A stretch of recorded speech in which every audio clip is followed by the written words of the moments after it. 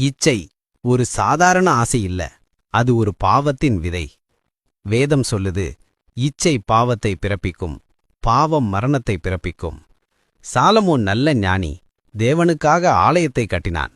ஆனா இச்சையின் காரணமாக விக்கிரகங்களை நோக்கி அவன் இதயம் திரும்பியது. அவன் கிருபையையும் இரட்சிப்பையும் இழந்தான்.